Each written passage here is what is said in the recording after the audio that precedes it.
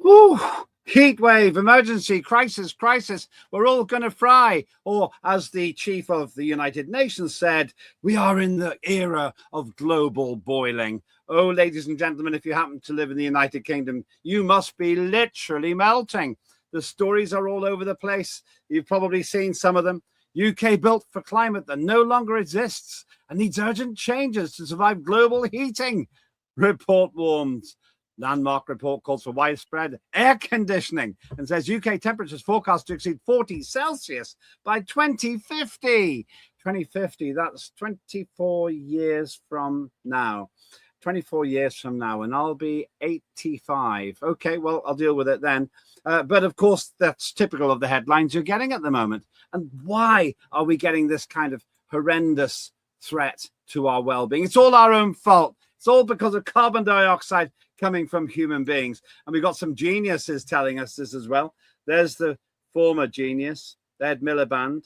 I bet you he doesn't know how much carbon dioxide there is in the atmosphere, and even less its absorption spectrum, which is what this is all about. He probably doesn't even know what absorption spectrum means, but he'll also be aware hottest May day for nearly 80 years as parts of UK hit heatwave threshold. He'll know that's a crisis. Now think about that headline. So hottest day for 80 years. Okay, in May. That means it was hotter 80 years ago. So in the 1940s, the temperature was higher than it is now. Now, let's think about that. Right, we've been told that since the Industrial Revolution, around 1850 onwards, though the Industrial Revolution really started before then, it's been getting hotter and hotter and hotter. But it was hotter 80 years ago. That was like halfway between us and the Industrial Revolution. Second point, hottest May day for nearly 80 years. Oh, it's terrible when it's that hot in May. What's the difference between it being that hot in May and that hot in June or July or August? Maybe it's a special kind of heat in May, which kills us. Now, I accept some people really do suffer, vulnerable people, and some will pass away because of the heat. But cold kills tons more people than heat. That's why there's a winter fuel allowance to try to keep people warm, though, of course, Labour didn't really care about that for a while until they were forced to make one of their many U-turns. And this is the problem, the contradictions. A hot day in May is nice. It's an early bonus. When I was a kid, we used to call it summer. We'd say summer has come early this year and we'd be happy. There are others who also think this is not about climate emergency. This is one of the great warriors of his time. That's David Bellamy. He was given a very hard time, not least because he went against the grain. He talked about the fact there wasn't a human-generated climate emergency. I was shunned. They didn't want to hear, he said. That was 13 years ago. And he argued that his career was brought to a stop because he didn't go with what I think is the ludicrous climate scam. David Bellamy, in my view, is far more informed about the climate than some other people that we absolutely admire, apparently, people like David Attenborough, who I simply disagree with. And think about what David Attenborough has said about the human race. Here's one of the things. We'll come to David Attenborough in a minute. The warmest day of the year so far as extraordinary heat health alerts remain in place. Now, I just want to make a point about this. We're being told that we've got to stay indoors. We've got to find ways to keep our houses cool. Wait a minute. It's bank holiday week. Loads of people are getting onto planes to fly to places which are far hotter than the United Kingdom. Why are they doing it? Are they doing it because they want to die of heat stroke? Or perhaps they actually quite like the heat? And that's the point here. But of course, if it's in the UK, it's no good. Why? Because we haven't spent a fortune going for the sun. But there is something I wanted to say about David Attenborough. David Attenborough has been, regarded as a kind of a hero because he looks at all of this and he goes on about it. And essentially, unlike David Bellamy, he's been telling us that we're all in the wrong for believing that we can carry on like this.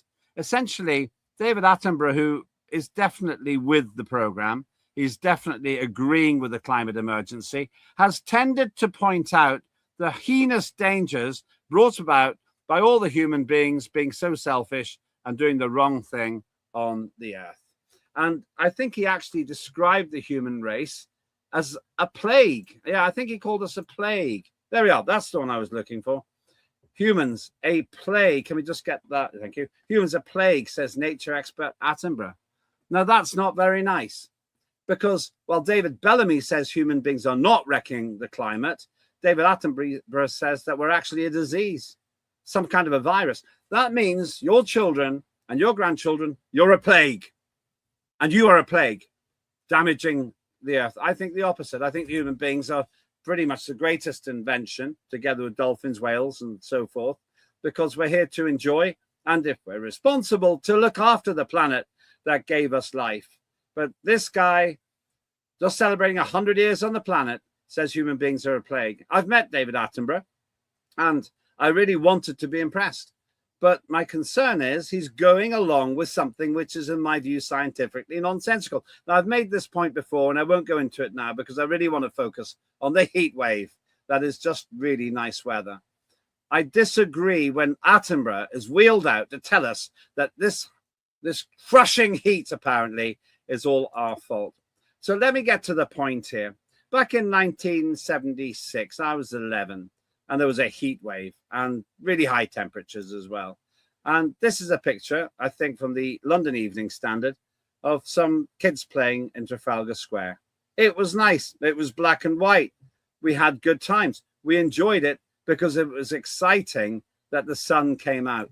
Now, I feel guilty about the fact that all that carbon dioxide that's come out of your exhaust pipe is wrecking the climate. I simply disagree. That was a wonderful summer as a child, and there were water shortages, and there was even a minister for drought. And funnily enough, about a week after he was appointed, it started to rain, and he never had a ministerial appointment again. He was too good. But where I draw the line is when we're told that this is our fault, it's bad, and somehow temperatures in the mid-30s in Celsius are the beginning of an oncoming heat Armageddon, of a global boiling caused by the human race. What really drives the planet's weather, the climate to be precise, not the weather, the climate, isn't really us. It's something called the sun. Don't look directly at it.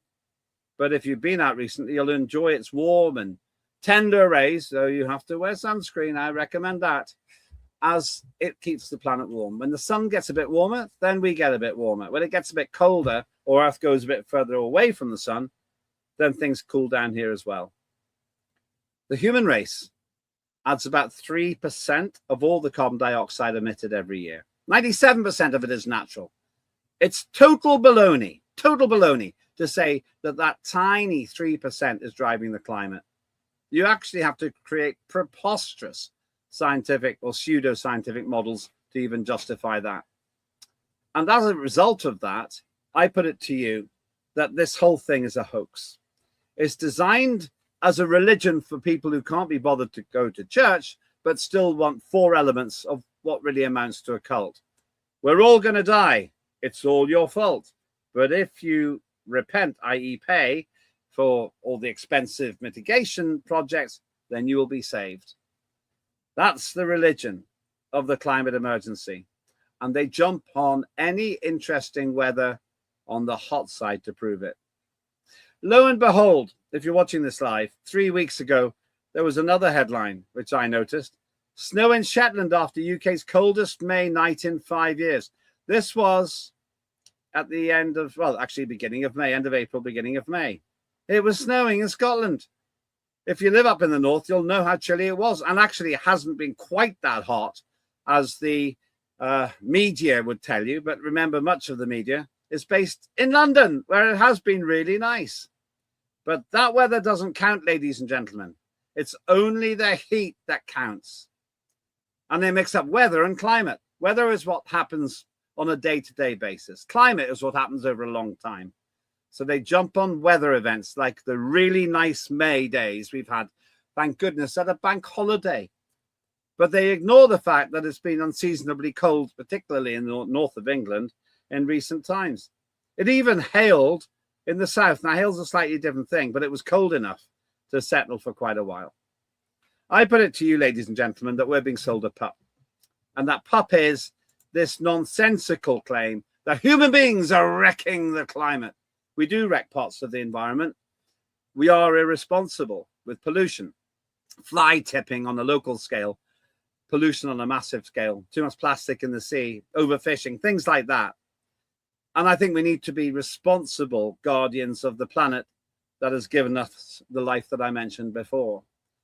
But we are not destroying the climate. It has been wonderfully self-regulating for billions of years. It gets a bit warmer, it adjusts. It gets a bit colder, it adjusts again. In fact, the biggest danger is that we're living in an ice age now. Did you know that? For 4/5 of the history of the Earth, there's been no ice, no snow at the North or the South Pole. That's a rare occurrence.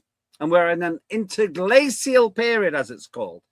That means that it's going to get colder again. And we're just in a kind of slightly warmer phase right now. Bring on the warmth, because it's the cold that causes us problems. And one last thing about carbon dioxide, the demon gas, which the climate fanatics hate. That's what plants breathe. It's the gas of life. Without carbon dioxide, almost all the vegetation dies. So the animals that eat the vegetation die, and then so do we. Far from wanting to reduce carbon dioxide, I say, let's release it. Let's deal with a long-term problem that carbon dioxide will get locked up in the rocks in the millions of years ahead. But in the short term, let's have a vibrant green world where the plants get what they need, and then so do we. And when it comes to hot weather, let's stop calling it a red alert and putting red heat alerts out there. If it was so dangerous, then the people of Spain would generally be leaving Spain, suffering heat stroke, or already dead. To stress again, and I don't belittle this, some people will pass away, expire because of the heat, people with vulnerabilities. But that is also true of the cold in much more of a scale. We are blessed to live on planet Earth, and even more blessed that its massive global air conditioning system cannot be wrecked by humanity. But what can be wrecked is your life, when foolish people like that dangerous man, ignorant of science, Ed Miliband, tells us to cut carbon dioxide and live some third world life. Last statistics for you. 80%, maybe even 90% of the human race lives in a hotter place than anyone in Britain. But less than 10% of the human race has air conditioning. Mostly it's not heat that kills humans, it's other things. But we're killing our lifestyle by the stupidity propounded by politicians who should know better, but don't. Maybe it's time to get qualifications for each minister to prove they have a basic understanding of the subject they're meant to represent us on. Until then, wear your sunscreen, go out, celebrate the wonderful early summer blessing we have, and pray that we have many more days besides, because it's the sun that gave us life. It's only politicians that ruin our quality of life. I'm Lembit. If you agree with any of what I've said, please do like and subscribe at Unprecedented TV. And if you disagree, I want to know why. And if you're persuasive, if you can argue your case, whether or not we agree with you, we'll give you airspace. Ed Miliband, take note.